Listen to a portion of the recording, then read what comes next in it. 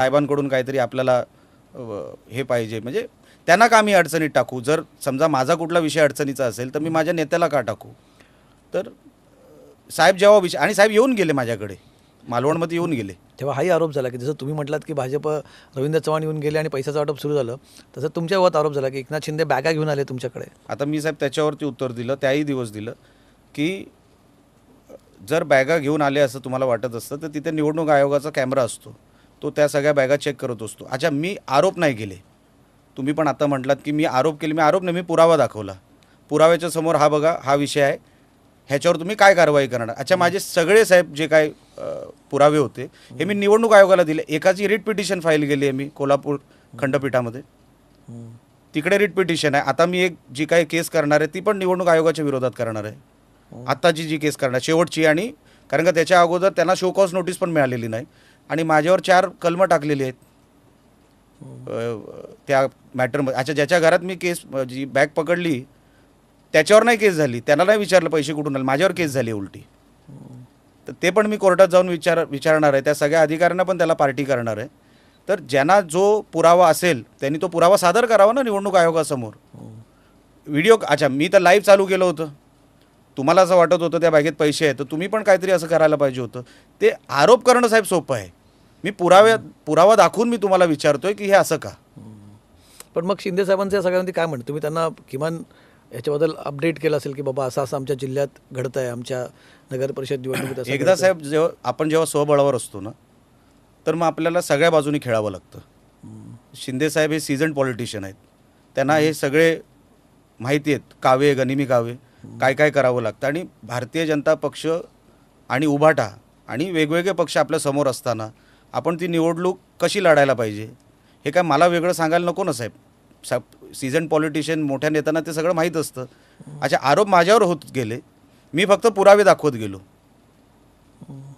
साहेबांनाही माहिती आहे की हा काय ह्याच्यामध्ये चुकला. जर हे असं होत असेल तर तो दाखवणारच. त्यांनी येऊन तुमची पाठराखण केली नाही साहेब, त्यांना वाटलं की भूमिका मांडत असताना पक्षाच्या माध्यमातून जो काही सपोर्ट लागतो तो निलेशला मिळाला पाहिजे. हे त्यांनी मीडियासमोर पण बोलून दाखवलं की अख्खा पक्ष निलेश राणेच्या मागे आहे. कारण का मी साहेब काय वाईट केलंच नाही ना. मी स्टँड माझा कुठे चुकला मला सांगा. पण मी पक्षासाठी उभं राहिला ते त्यांना कुठल्याही पक्षाच्या नेत्याला आवडेलच ना ती गोष्ट. पण मी विचारायला नाही गेलो साहेब. पण तुम्ही त्याच्यातनं म्हणजे मी तुम्हाला पहिल्यांदा असं बोलताना बघितलं किंवा आम्ही राणे साहेबांच्या काळापासून आम्ही त्यांचं राजकारण बघितलं आहे, आम्ही तुम्हालाही त्या काळात बघितलं आहे. राणे आर जनरली लीडर्स असं आम्ही बघितलं की दे आर नॉट फॉलोअर्स. ते फार कोणाच्या मागे राहू शकत नाही. पण आम्ही यावेळेस तुम्हाला बोलताना बघितलं की तुम्ही तिथे जे भाषण केलं, तुम्ही म्हटलात की मी एकनाथ शिंदेचा PA देखील बनायला तयार आहे. बरोबर आहे, बोललो. बघूया ना तो आपण, तुम्ही काय म्हणाला बघूया. मी राणे साहेबांचे आशीर्वाद घेतले. साहेब मला बोलले तू जिथे आहेस तिथे 100% राहा, तरच तू नारायण राणेचा मुलगा म्हणून तू वावरू शकतील, लक्षात ठेव. शिंदे साहेबांनी तुला संधी दिली आहे आणि जर तिकडे कुठे तडजोड केलीस तर मी तर सोड, देव पण तुला माफ करणार नाही. आणि म्हणून त्या माणसाला कधी सोडू नको. म्हणून मी बोललो कुठलीही ऑफर द्या, कुठे काही असू दे, निलेश राणे शेवटच्या श्वासापर्यंत सन्माननीय एकनाथ शिंदे साहेबांबरोबरच राहणार. उद्या काही जरी नाही मिळालं, कुठेही नाही, जरी कुठे काय मी गेलो, घरात जरी बसलो, मी तर पत्रकारांना पण सांगितलं की साहेब जर कुठे PA कमी पडत असेल ना तर मी साहेबांचा PA बनायलाही तयार आहे. लक्षात ठेवा, त्याच्यात कमीपणा नाही. अहो मला परत प्रवाहामध्ये आणलं नाही, मला जिवंत केलं. हे उपकार मी कुठे जाऊन फेडायचे? मला ह्या मतदारसंघाच्या मतदारांनी परत जिवंत केलं. हे उपकार मी कुठे जाऊन फेडू? पहिल्यांदा तुम्हाला किंवा कुठल्या राण्यांना असं आम्ही एखाद्याबद्दल, म्हणजे आम्हाला बाळासाहेबांबद्दल सुद्धा कधी असे राणेसाहेब कधी बोलताना मी ऐकलं नाही की मी त्यांचा आदर नेहमीच होता बाळासाहेबांबद्दल, पण मी बाळासाहेबांचा PA बनायला तयार वगैरे असं फार बोललं. तुम्हाला एवढं झालं साहेब त्याच्यात बोललो तर काय झालं त्याच्यामध्ये?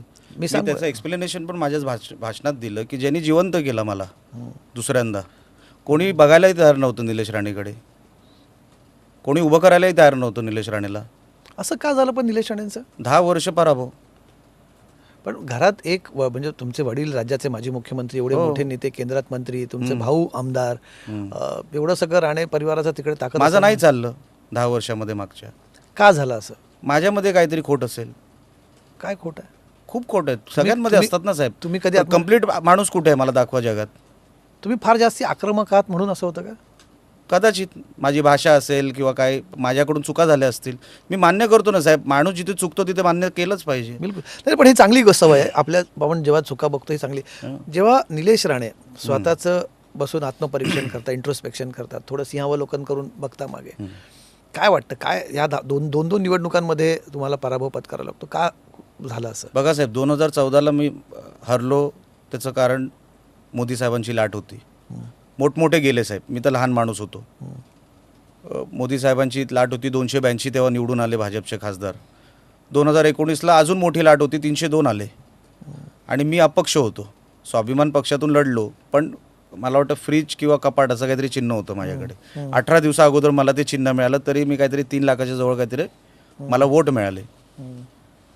पण कुठेतरी माझं चुकत असेल असं मला वाटतं आणि म्हणून लोकांनी मला ॲक्सेप्ट केलं नाही. तेव्हा मी माझ्यामध्ये काही बदल केले. लोकांना कदाचित ते पटले असतील किंवा मला माहीत नाही, कार्यकर्त्यांना पटले असतील, लोकांना पटले असतील. मी माझा फोकस बदलला. मी डेव्हलपमेंट आणि ह्या सगळ्या विषयांवर फोकस ठेवला. भाषेवर कंट्रोल आणला, वागणुकीवर कंट्रोल आणला आणि मला असं वाटतं ते प्रत्येकाने इंट्रोस्पेक्शन करताना माझंच कुठेतरी चुकतं असं इथून सुरुवात केली तर त्याच्यामध्ये बदल होऊ शकतात.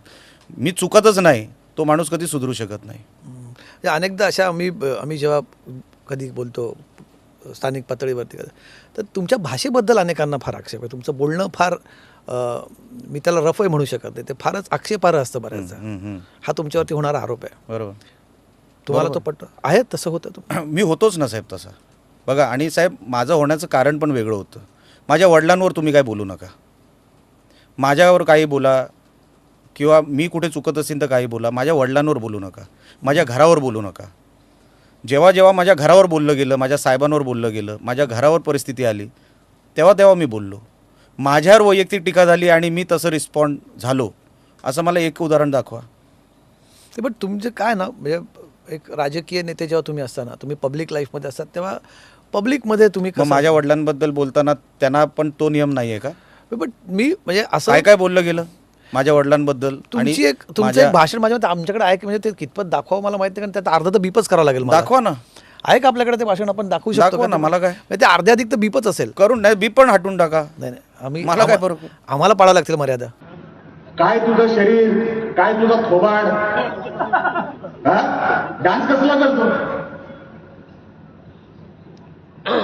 असा आमदार असतो? अहो, कुठे गुहागर मतदारसंघाचं नाव महाराष्ट्राच्या नकाशावर नातू कुटुंबाने नेलं आणि ह्यांनी कुठे नेलं एवढं बघायला. कुठे नातू कुटुंबाने, कुठे हा